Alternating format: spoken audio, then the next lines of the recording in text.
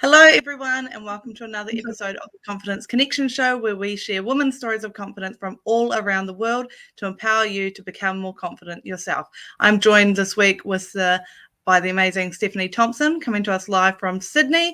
She is the founder of Bravemumma, and she has an incredible story to share with us this morning. She's an awesome and brave mama, of course, but she's had a long journey to becoming a mum, which is, of course, her greatest achievement so far. Her never die attitude and resilience to adversity was never going to let cancer or birth trauma stop her from being the best mum she can be. She isn't able to be a teacher, a triathlete, or a tea business owner anymore, which she'll talk more about. The trauma from her birth has left her body broken. But of course, that's not the end of the story.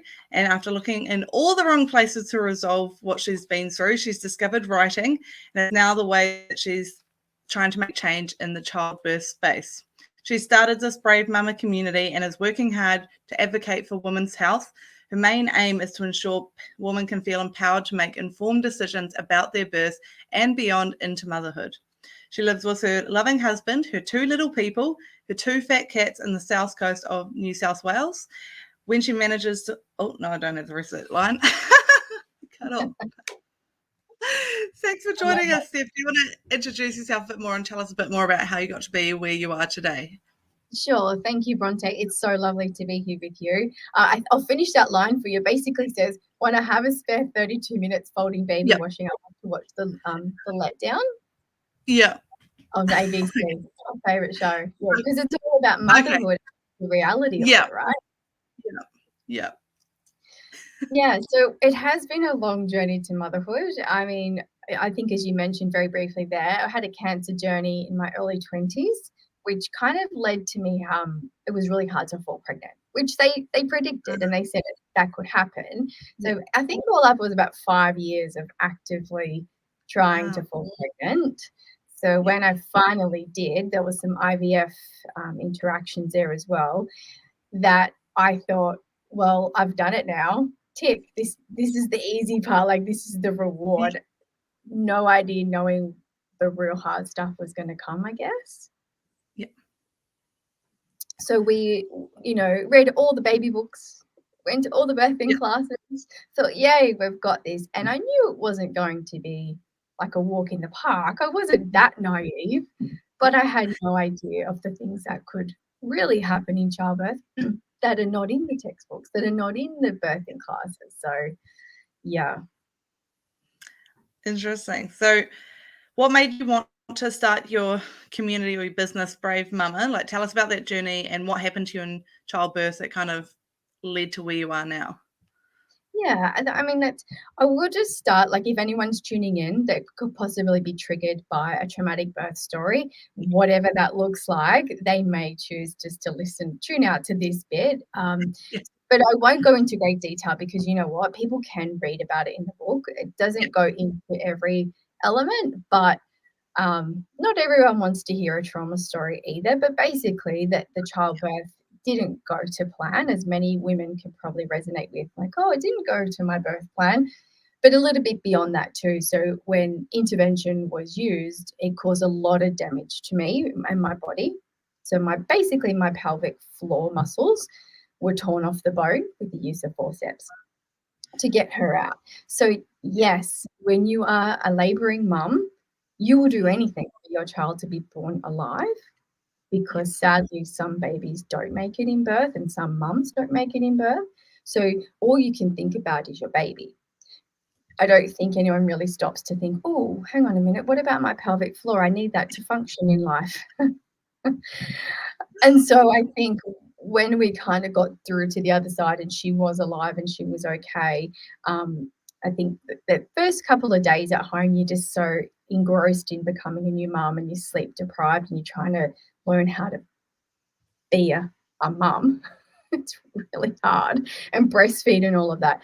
You are not still focused on yourself. So it probably was only 2 weeks or a week or so later when I kind of realized something weird is going on down there. I don't know what it is, but I need to address it. That I realized that there was quite some significant damage, and with a huge episiotomy as well, which when they have to cut to get the baby out. But mind you, all of this, you think that your medical team are doing this to protect you, your baby, yes. Yeah. But at no point, I want to say, did they say anything was wrong with the baby? They kept telling me, she's fine, she's fine. But in my mind, I was like, well, why are you all here then?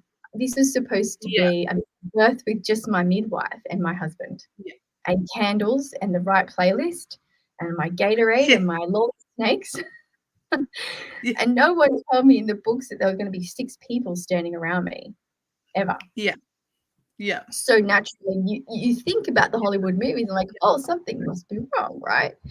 Yeah. And still to this day, they will say that nothing was wrong with her. So I get confused. I'm like, well, look, if nothing was wrong with her, then why was all that involved? Why did the damage happen to me? You know. But basically, when I found out that a pelvic, it essentially took me a while to even get there, but I found out that I had quite a significant pelvic organ prolapse where the organs, it's hard to see if people are only tuning into the audio, but your organs can't see anymore and they slide down your vaginal canal. When I found that it was common, like 1 in 2 women can experience pelvic organ prolapse, like that's 50% of our female population. I find that quite alarming that I'm an educated person and yet I didn't even know what the word was. I'm like, I felt really dumb. I had to Google it when you mentioned it too. I was like, what is that? Yeah, right. And I felt like blindsided. I thought, I didn't even see this in any of the books. Did I miss that chapter? Did I miss the memo? And you feel really silly. And so then that silly feeling turned into anger. I was like, this is rubbish. How can I know so much about breast cancer and I've never experienced breast cancer. I've experienced other cancer, but I feel like I know so much about BRCA gene and all of this, but prolapse, I'm like, whoa, there's more women experiencing this. It was just like a huge disconnect, which to answer your question, I thought, right, I've got to do something. I can't just live like this and see. And mind you, your vagina and your vulva are really private, which the name Bravemumma comes from, because I'm like, if I'm going to talk about this to people I don't even know or people I do know more so, I've got to be brave. So it didn't actually start as anything, like when you're just like, oh, I've just got this thing on my mind, I'm just going to put it out there on Facebook in a private group. It started really small and then it's just continued to grow and grow. And then now I see myself as an advocate for me and all of these women in this prolapse space because we don't talk about it. The taboo and the shame and the stigma that comes with it, that needs to change. And like my background is in education. I've always been a social change advocate. That's the underdog kid. I think it's just in my DNA. So I was fit for the job. I'm up for the job. And that's why I feel if I felt dumb as an educated person that I didn't know this, imagine what other people are feeling, so alone and really isolated, and the lack of support and information. Like you've got to Google, like you said, you Googled it. And what comes up is quite medical. I don't know. It doesn't say it in everyday terms. Like, oh, it means this. It means that you're going to have back pain, incontinence. You're going to poo yourself. You're going to wee yourself. You're going to all of those things. It's not in everyday terms. And so I was like, right. So we started as an online community, private Facebook group, and then it kind of it's just snowballed. Like, who would have thought? But then when you look at the stats of 50% of our female population, well, of course it is. I mean, everyone's now going, well, yeah. And thank you to social media too, because I think we're more brave in talking about women's health in general now, right? Oh, definitely. Yeah. Yeah, I feel the movement, there's inertia. It's happening. Like it's really in a very positive way too. Yeah. No, there's definitely more spaces, private. It's weird. It's like private spaces on a public platform where you can talk about these things that you never were able to talk about before. So that's awesome. It's great that you've kind of spearheaded that community and bringing all these women together to talk about it, that they wouldn't, it's not like they can turn to their husbands and talk about it because they can't relate, can they? Well, And it's really actually hard to find the words to say when you don't even understand it yourself.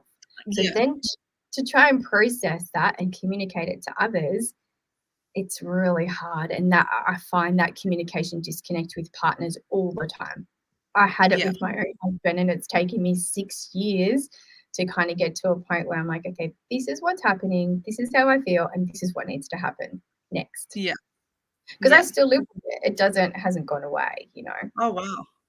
I was going to say, and there was a positive ending where you've gone and you've had another child, right? Yeah. That's actually the number one question people ask Bronte is like, well, Yeah. how do you have another baby? First they say, how do you carry a baby and then birth another baby? And then like, but how do you even have sex? You know, if they feel comfortable enough. And I do answer those very honestly because people need that information. They're craving that information. You can't do that stuff. And I will say, even though I created this community, I since found out along the journey that there are other prolapse communities around the world. Not many. Not many, but I am standing with them to kind of create a bigger space, I guess. Yeah. I think it's important to say that because I'm not the only one doing it. No, you're not. Yeah. But you are one. If someone's looking for it, they can come find you and find out more about that. And I think it is important for people to know that you can go on to have another child afterwards, because there would be people scared to even try because they don't know what's on the other side of that. You think about it, like I was saying things like this out loud and even said it to my obstetrician at some point. I'm like, okay, so if my bladder and uterus and bowel are blocking the opening of my vagina and I can see them myself, when a baby comes down and wants to come out, where do those organs go? Are they going to come out onto the table and then the baby, like, right? I know, it's ridiculous. And then you think, well, why would I think that? That's just where my brain went. That's where so many women think. And so strategically, he knew this. And I said, well, how many women have you helped birth a baby with prolapse? I want to know. Like this time around, I could really inform myself. And I love that when people say, oh, you need to be informed to make informed decisions. My first time around, I was informed of half a textbook. The other half was totally missing from the conversation because of childbirth ideology. I don't know if you know this. Sadly, childbirth is really political. So political. Yeah. And so you've got the natural birth advocate versus obstetric care. Yeah. And you know what? I only just spoke to a family at daycare pickup the other day, and the husband said, why did this happen? Why did the midwives make my wife labor so long for 27 hours and then she had to have a cesarean anyway? He's like, they were just fighting against each other. So he felt that in a delivery. I was like, wow, that's huge. That's got to change. Yeah. There's a lot that needs to change. So what do you think are the biggest misconceptions you hear regarding birth and recovery? I knew what you meant. It's all good. I think that ideology of childbirth, like honestly, I was told these exact words. If you let your vagina open like a lotus flower, if you picture that in your mind and have that visualization, your baby, you can just breathe your baby out. Yeah. I really bought into that because I'm not I don't do things half-assed. If I'm in, I'm in. Like I'm really black and white. And so I'm like, right, I can do that. I pictured that. I did all the meditations. I thought I'm going to breathe my baby down. I was missing the other side of the textbook. I said, well, what happens if your baby's posterior and she can't come down because her chin is stuck on your pelvis? Yeah. No one talked to me about that. And then they say, oh, you need to self-advocate. How could I know that? I don't have training in childbirth and obstetrics, you know? No. And if it's missing in the books, all the books that I read, how can I find that out? I mean, look, I remember asking my midwife, well, what's a cesarean anyway? Like, what happens if I have to have a cesarean? And it wasn't ever discussed. It was just shut down. Oh, you don't have to worry about that because you're going to be fine. You can breathe your baby down. Stop worrying. Like that was the very common thing. You worry too much. Stop worrying. Stop overthinking. It didn't make it actually go away. I was like, okay, yeah, sure, I'll stop. But my brain was still going, but what if, but what if, but what if? And I never had the chance to communicate that or get it off my chest. And so I probably did go into birth really fearful. Yes, rather than being prepared. Of the unknown, but had to pretend like, oh yeah, I know what I'm doing. I've got this. I can do this. But it probably didn't really sink in that I knew what I was doing. I don't think anyone knows what they're doing in childbirth. Really, come on, the first time, it's a phenomenal event. It is a phenomenal change in your body, your persona, and who you are. I don't know if any classes can actually claim that they can prepare a woman for birth entirely. No. You know? No. Yeah. And what sort of policies and law changes do you want to see to help current and future mums? Like you're saying, the politics of it all and, you know, how black and white it can be in the delivery room. That is such a huge, complex question. One that one little mum and her online community probably can't have like the golden answer, because I know that whatever I say, I will have both camps. Obstetricians saying, well, that just is not practical because you've got no idea about medical and obstetrics. And then the midwives might say, oh, that sounds lovely, but the obstetricians don't respect us that way. Do you know what I mean? So instead of me kind of playing that tennis between them, I'm leaving that to them because I can't change it. That's been going on for centuries.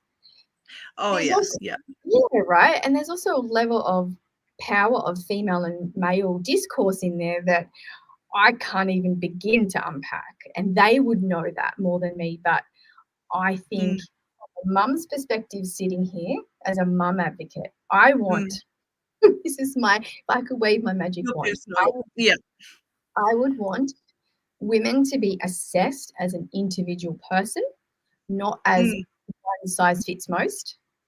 And for that assessment to continue as they grow and change during pregnancy, so that at some point, if they are fearful or they are saying, well, what is a cesarean, that those questions are answered.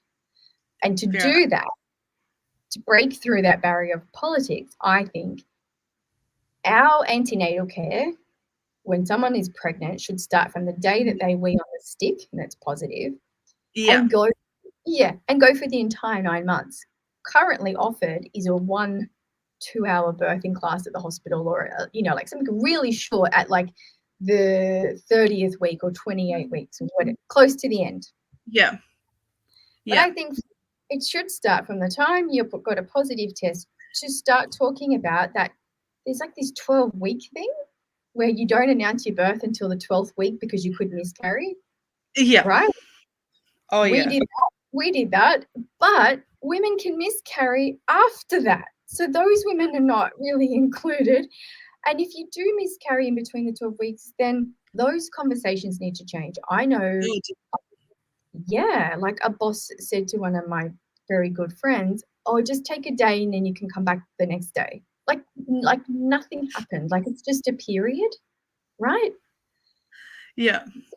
From that moment on, where we can have access to counsellors, if you think you need them or not, just that whole psychological process of transitioning to motherhood.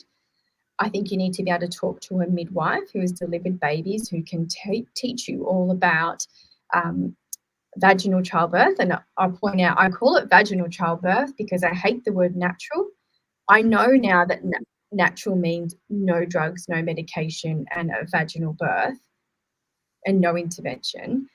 But when we say natural, I think those cesarean mums, and for me, who had intervention, makes it feel like we didn't birth naturally, so we're not real mums.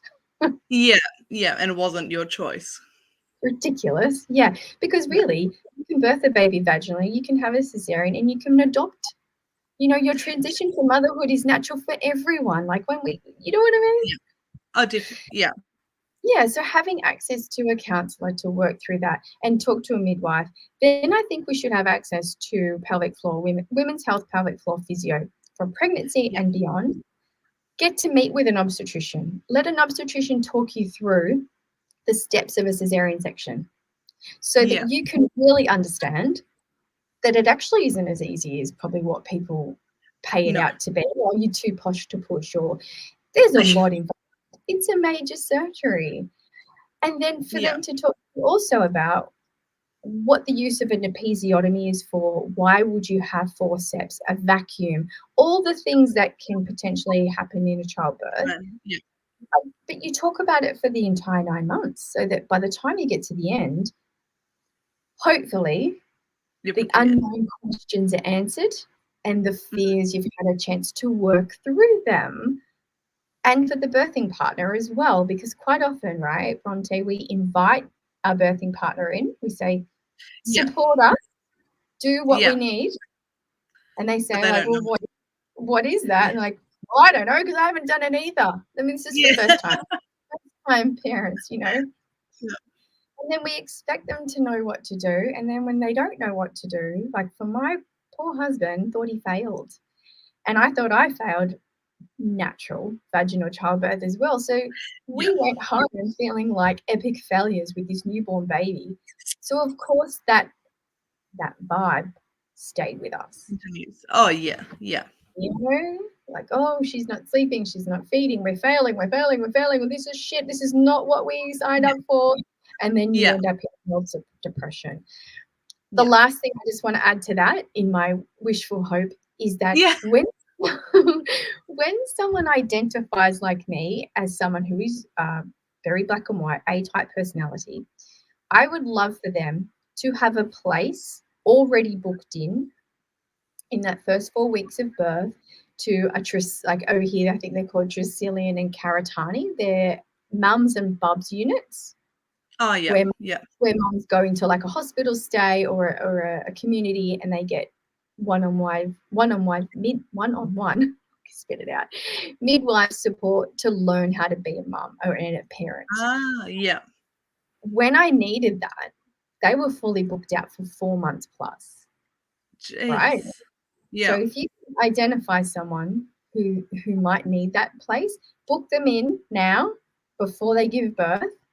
And So then that they're yeah, right. And if they don't need it, it can go to someone else, but at least they know that going into motherhood, they're going to have that village, the village that we used to have that is no longer around. Mm. Yeah, for sure. And I think touching on what you just said, like about the miscarriages before 12 weeks and not announcing your pregnancy, I talked to someone about that and they're like, well, if you don't announce it and then you're grieving, who are you supposed to talk to about it? Because it's like you should announce it early so that if anything happens, you've got the support wraparound system because people know what's going on for you. And you can tell your boss that you need more than 1 day because you are grieving. And I brought up the whole policy and law changes because it's been going around a lot in New Zealand lately, advocating for change. And you would have a similar thing. We've got ACC here. You would like accident compensation. The commission. Yep, something like that. You would have something similar, saying that it's going around social media that like on, if you go play rugby and you fall over by choice, you've chosen to go play that, you can get your ACC covered and, you'll be paid to be off work and have all your physio and your support and blah, blah, blah, blah, blah. But if you have any injuries during childbirth or cesarean, recovering from cesarean, like you said, is a major surgery and there's no recovery time allocated or compensation, whatever, that ACC doesn't cover any of that.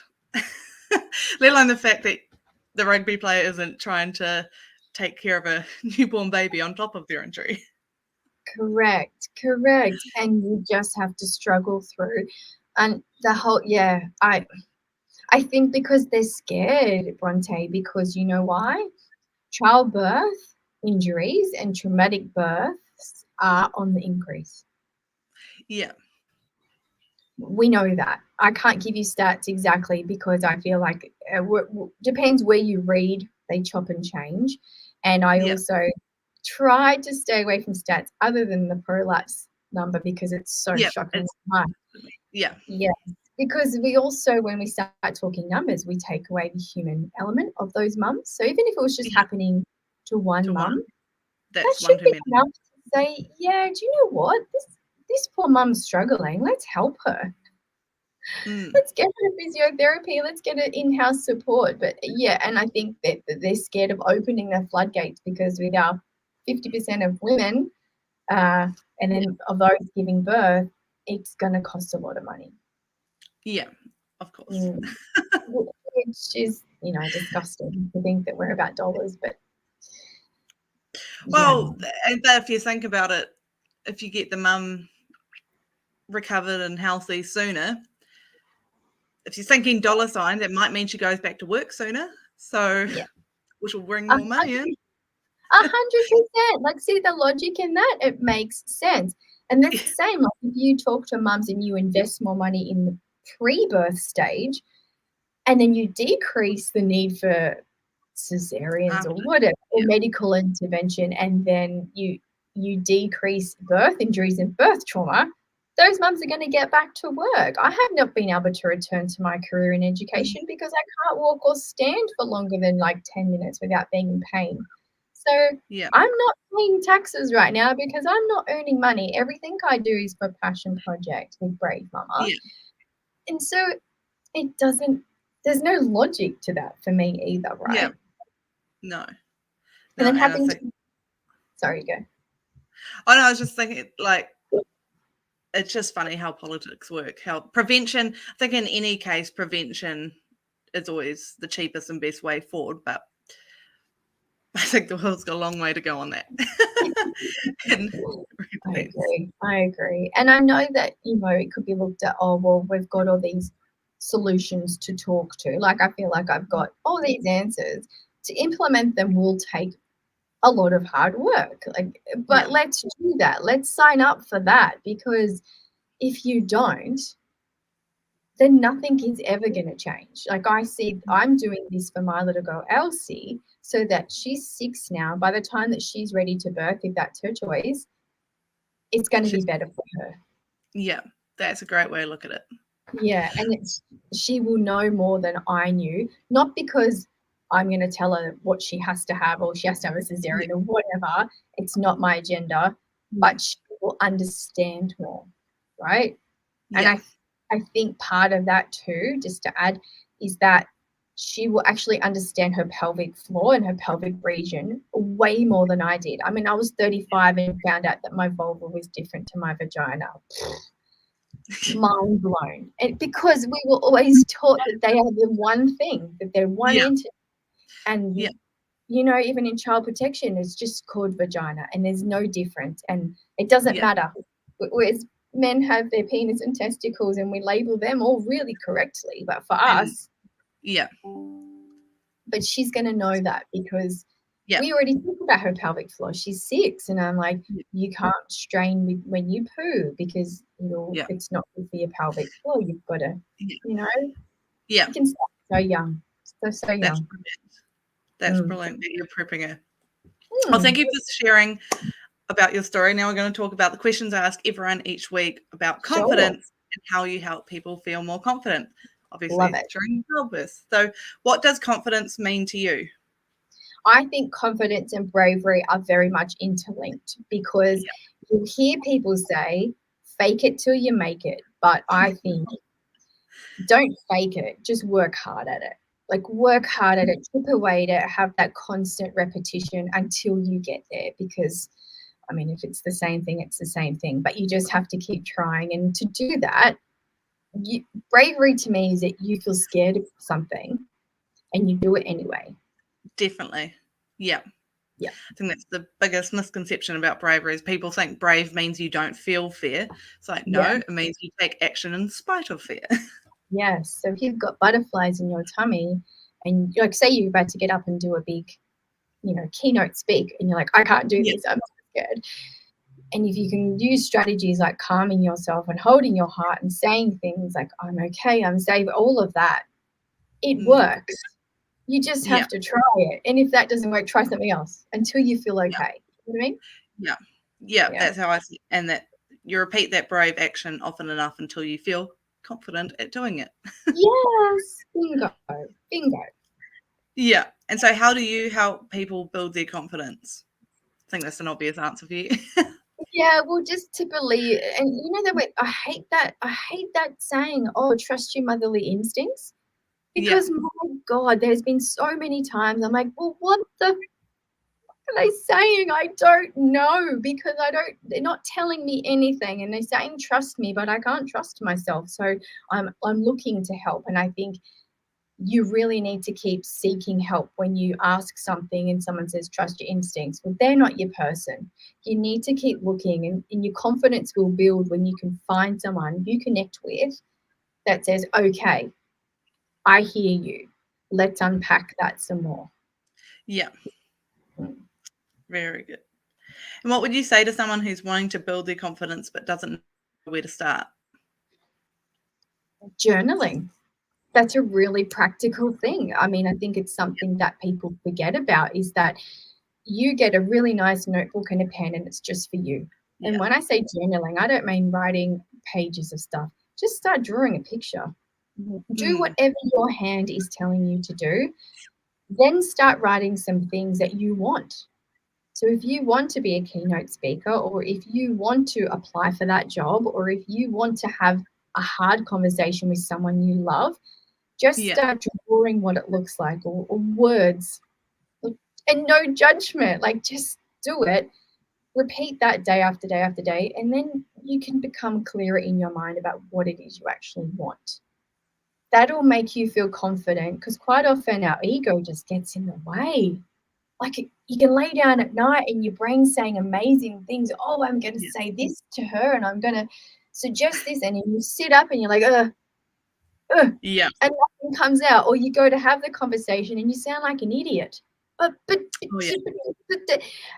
and then they shut you down, especially if it's a confrontational conversation. And you're like, oh, God, why did I do that? Give yourself the time to really get it in your head first. And by writing it down, there's a process that happens. You think the thought, you've got to say it out loud, and then you write it down. Then when you're Yeah. ready to say that, you're going to be in a much better position. That's such good practical tips. I love that. So what's something you, again, this might be an obvious answer, but what's something you know now that you wish you knew when you were younger? To trust myself, to back myself. Bronte, I'll share with you, only now well into my 40s, and I look at Yeah. my daughter, I realize I had this thing in my head where I had to have this fictional life. I used to tell fibs all the time. Oh, I've got 3 sisters, and I live in this, and I've got a swimming pool. It was all bullshit. But I honestly felt like I needed that for people to like me. Only in my 40s, I have just gone, I love Yeah. who I am. And it sounds like cocky, but I'm okay with that too, because Yeah. feeling it gives me within to be proud of who I am and what I do and the way I look and all of that stuff without having to change. I'm like, oh, I've got gray hair or whatever. I'm like, to feel happy in your own skin genuinely is amazing. I want that for everyone. If you can feel the way I feel inside and not care about what other people are going to say or think, and more so your own ego, it's so liberating. So liberating. It is. It is. And I love to think about, if someone doesn't like you for who you are, then they're not your people anyway. Why would you try to impress them? And quite often, the things that they'll pick at about you really says a lot about them. Yeah. So if they say, oh God, she's really cocky, she's so confident, I think that's really saying, I wish I was more confident to do that. Yeah. Yeah. Right? Yeah. We're always mirroring and projecting ourselves onto other people. And when you realize that, it's like, oh, okay, I hope you're okay. Can I help you with that? Rather than going, oh, you nasty piece of work. Why are you having a go at me for trying what I'm, especially on social media, right? Like keyboard warrior. And now if there's a bad comment or someone doesn't like something, so look, you know what? Perfect example. Some people have said, I wouldn't give your book to someone who's pregnant because it could scare them. I used to cry. I used to get like, oh, but I'm just trying to help people, and it's a positive story and it's got reflective questions. But now I'm like, okay, I understand that. I respect that's your position, and that's totally okay. Because that's them. They're entitled to feel that, right? You don't have to be liked for everyone. You don't have to provide something that's for every single person. That's okay. Yeah. No, definitely. I love that. And what's the best advice you've been given or your favorite quote? Oh yeah, he's a good one. My favorite quote, and quite often it's misquoted, so I actually wrote it down because this is from Maya. Yeah. Is it Maya Angelou? I'm going to say it wrong, but she says, "Do the best you can until you know better, and when you know better, then you can do better." I love that. That's so good. That is definitely a great quote. Yeah, because quite often we think that we're doing our best, and then when it's not okay, like, oh, I failed. Well, no, we birthed that, in our first birth, we did the best we could with the information we had. Yeah. Now that we know better, the second time we did it better because we did it differently, right? Yeah. I think you're going to give yourself not so much of a hard time, and that's what I think we need to do. Be more kindness in the world, hey? Definitely in all aspects of life. Yeah. And have you got a favorite book or podcast? So many. Now that we've launched a podcast, I just listen to I love listening to podcasts anyway because but there's two. At the moment, I love the Cathy Heller show because she talks about abundance, and it's not just money, but it's in kindness and loving what you can give, right? Yeah.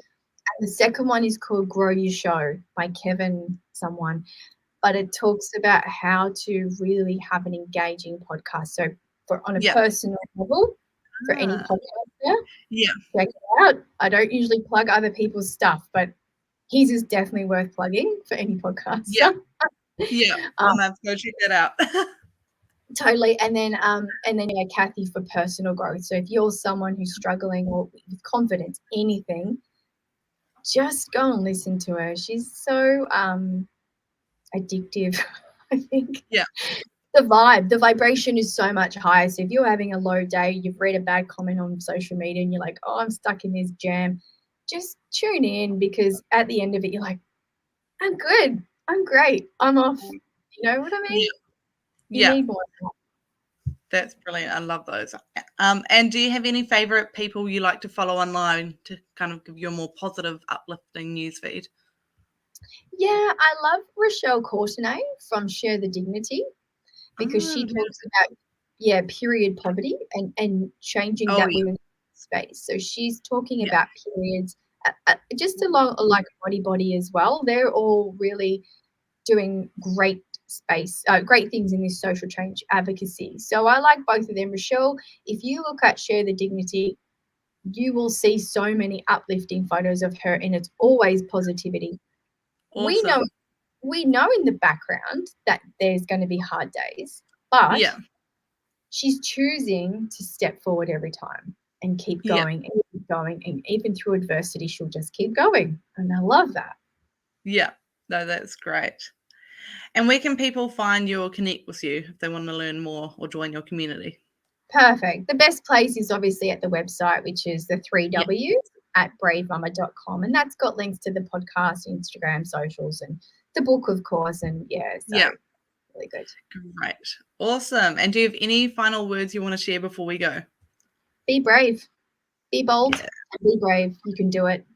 I believe in you. Whoever's listening, if you think no one else has got your back today, Bravemumma's got your back. And Bronte's got your back too, because she believes. Oh, definitely. Yeah.